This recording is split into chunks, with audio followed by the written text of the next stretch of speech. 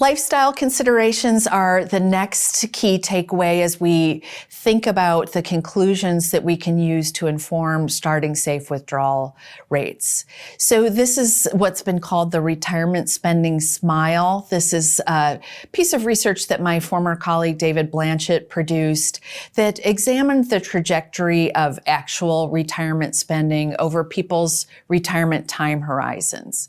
And what the research concluded is that in contrast with kind of that base case that I mentioned we use when we're thinking about starting safe withdrawal rates, when we look at actual retiree spending, we see that spending starts higher, and that often coincides with people's good health years where there's pent-up demand perhaps to do travel.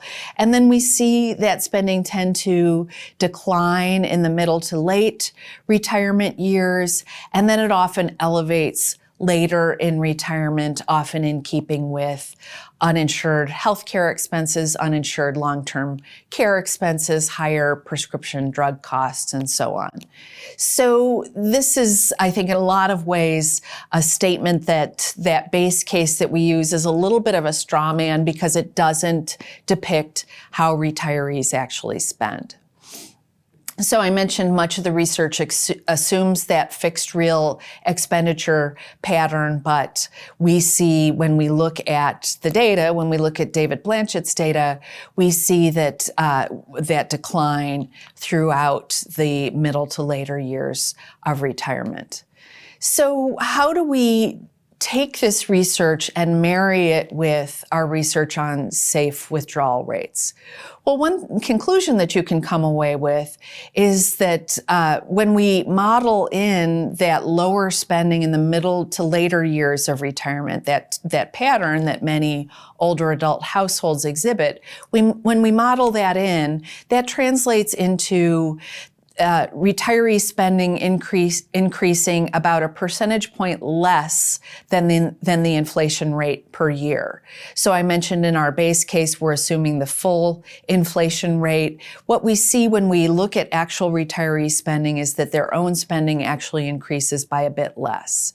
So if we model that in, what we can see is that that translates into a higher safe withdrawal amount.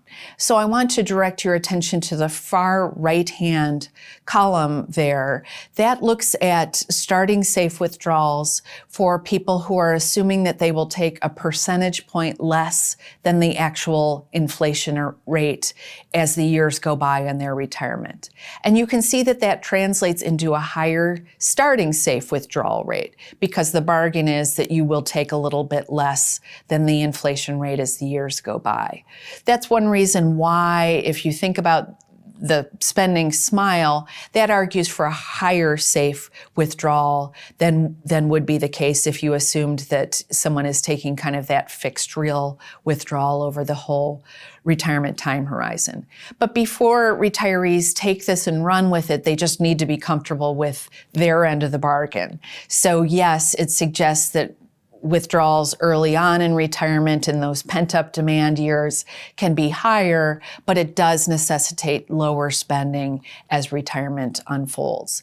It's also important to think about someone's own health situation and specifically the plan for long-term care and whether there is a plan for long-term care. If there is not a plan for long-term care and the older adult could see a significant spike up in spending later in life to cover those uninsured long-term care costs, that argues for being a little bit more conservative with those starting safe withdrawal amounts.